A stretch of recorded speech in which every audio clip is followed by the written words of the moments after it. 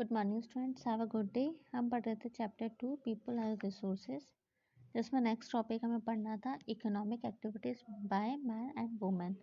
ठीक है, economic activities that means क्या होता है? आर्थिक एक्टिविटीज, क्रियाकलाप मैन और वुमेन की जो है वो हम पढ़ेंगे, लाइक विकास एंड सकल। ठीक है, people have been engaged in various activities.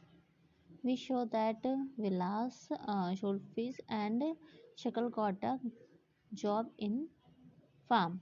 ठीक है, यदि विलास और शकल की तरह लोग क्या करते हैं, डिफरेंट एक्टिविटीज़ करते हैं। हमने देखा कि जो विलास था वो क्या करता था, फिश को बेचता था, और जो शकल था वो एक फॉर्म में जॉब करता था। ठीक है, इस तरीके से क्या करते थे, the various activities has been classify into 3 main sector. इस तरीके से जो एक्टिविटीज़ थी, वेरियस एक्टिविटीज़ को 3 मेन सेक्टर में क्या किया, क्लासीफाई किया गया, बांटा गया। First is a primary, secondary and tertiary. ठीक है, प्राइमरी दैट मीन्स प्राथमिक, सेकेंडरी द्वितीय, और टर्शरी दैट मीन्स तृतीय सेक्टर्स में क्या किया गया, क्लासीफाई किया गया है। Primary sector include agriculture, forestry, animal husbandry, fishing, ये सारी चीज़ें क्या आती हैं, प्राइमरी सेक्टर में क्या क्या आ जाता है इसमें आपका, एग्रीकल्चर, कृषि, पशुपालन, मछलियों का पालना, मुर्गी पालना। ठीक है, ये सारी चीज़ें आती हैं। एंड सेकेंडरी इंक्लूडेड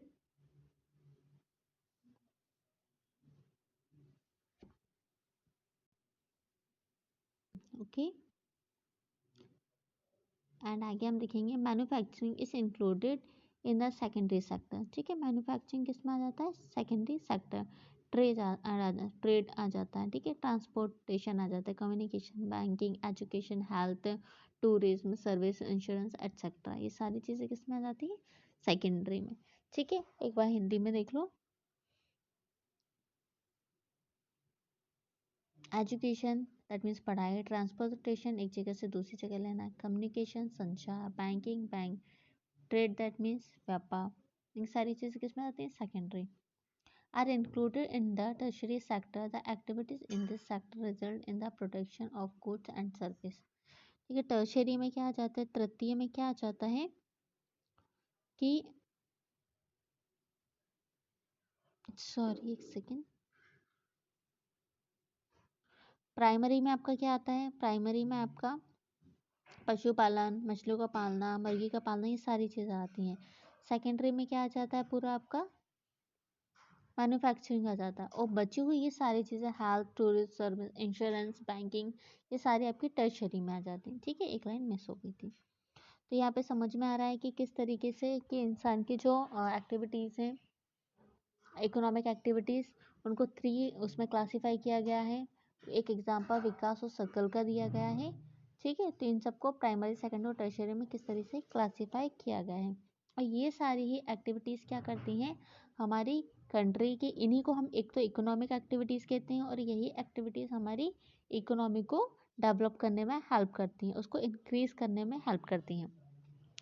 यदि हम आगे मार्केट की बात करें, मार्केट एक्टिविटीज़ की बात करें, तो ये 2 टाइप के इकोनॉमिक एक्टिविटीज़ के भी 2 पार्ट्स होते हैं। एक तो मार्केट एक्टिविटीज़ होती हैं और एक नॉन मार्केट एक्टिविटीज़ होती हैं।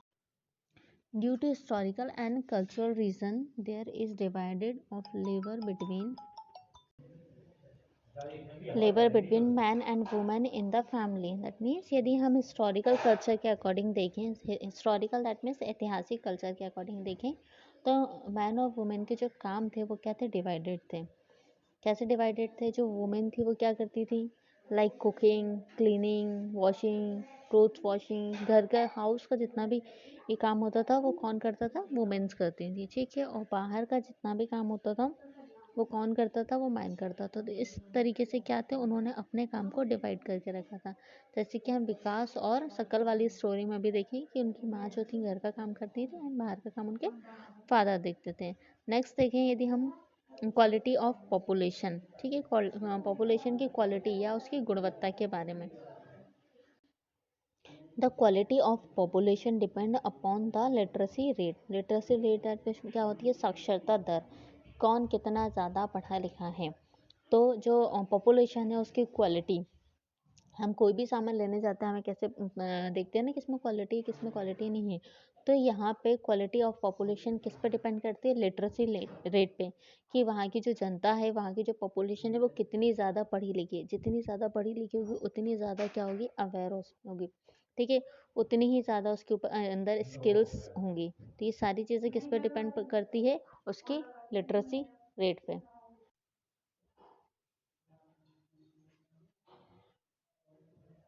ठीक है, और हेल्दी पॉपुलेशन हो, लिटरेट तो हो ही, साथ में हेल्दी पॉपुलेशन हो, ठीक है, स्वस्थ हो। अब जो लिटरेसी है या लिटरेट होने वाली बात है वो किस पर डिपेंड करती है, शिक्षा, एजुकेशन पे, ठीक है। जब आप लिटरेट कभी होते हैं हम, साक्षर कभी होते हैं जब हम एजुकेटेड होते हैं, ठीक है। तो अपने जो लाइफ है, लाइफ के जो स्टार्टिंग ईयर हैं उसमें शकल ने क्या किया, यहाँ पे स्टोरी से आपको कनेक्ट कर रहे हैं इसलिए पहले दो स्टोरी दी है। तो शकल ने क्या किया, पहले तो एजुकेशन किया, एजुकेशन करने के बाद उसने अच्छी जॉब की, और जब उसने अच्छी जॉब की तो उसको क्या मिला, अच्छी मनी मिली, ठीक है। उससे उसने क्या किया, अपनी फैमिली की नीड्स को फुलफिल किया। यदि हम यहाँ पे जो सेकंड वाला था उसकी बात करें तो उसने क्या किया, उसने ना तो एजुकेशन लिया, ठीक है, जब उसके पास एजुकेशन नहीं था, जब उसको जॉब की ज़रूरत हुई तो वो प्रॉपर जॉब नहीं कर पाया, वो उसने वही किया जो उसकी फैमिली पहले से करती आ रही थी, और उसकी इनकम भी इतनी अच्छी नहीं थी, ठीक है। तो इस तरीके से आप देख रहे हो एजुकेशन का कितना इफेक्ट पड़ता है। यदि आप एजुकेटेड हो तो एक एजुकेटेड बंदा पूरी फैमिली को सरवाइव करवा सकता है बहुत ही ईजिली, ओके। ठीक है, सबसे पहले फिर जब बात हुई एजुकेशन की, तो एजुकेशन के लिए इस गवर्नमेंट के पास सबसे बड़ा क्या काम था कि एजुकेशन के लिए हम कहाँ जाते हैं, स्कूल्स में जाते हैं, कॉलेज में जाते हैं। तो सबसे पहले उनका एक ये एम था कि हमें इसके लिए क्या ओपन करना है, इंस्टीट्यूट ओपन करना है, कॉलेजेस ओपन करना है, स्कूल्स ओपन करना है, जहाँ पे जाके बच्चे क्या कर सके, एजुकेशन ले सकें। जितने ज़्यादा बच्चे एजुकेट होंगे उतनी ज़्यादा हमारी कंट्री की लिटरेसी रेट क्या हो जाएगी, इंक्रीज होती जाएगी, ठीक है। इन फ्यूचर हमने देखा कि लिटरेसी रेट, जब हम सक्सेस वाला पॉइंट्स देख रहे थे तो उसमें हमने क्या देखा था कि लिटरेसी रेट क्या हुई है, इंक्रीज हुई है, ओके। तो इस तरह आप एक चार्ट देख रहे हो, उसमें ईयर वाइज जो 5 ईयर प्लान, आपको याद होगा कभी आपने पढ़ा होगा 8th वगैरह में, कि जो 5 ईयर प्लान या जिनको पंचवर्षीय योजना बोलते हैं उनके अकॉर्डिंग क्या किया जाता था, एक प्लान, एक प्लेटफॉर्म बनाया जाता है, एक प्लान पहले तो डिस्कस किया जाता था, उसको प्लान किया जाता था कोई भी काम करने से पहले कि हमारा ये एम है, हमें ये अचीव करना है, ठीक है। देन उसके लिए प्लेटफॉर्म बनाया जाता था, फिर उस पर काम किया जाता था। तो 5 ईयर का प्लान होता था कि हमें किस किस किस सेक्टर में काम करना है और कितना काम करना है। तो यहाँ पे एजुकेशन के लिए आप देख रहे हो 1950 से लेकर 51 तक नंबर ऑफ कॉलेज कितने थे, 750 थे, ठीक है। यूनिवर्सिटीज़ कितनी थी, 30 थी। स्टूडेंट्स कितने थे, 263,000 थे, ठीक है। टीचर्स और कॉलेज कितने थे, 24,000 थे।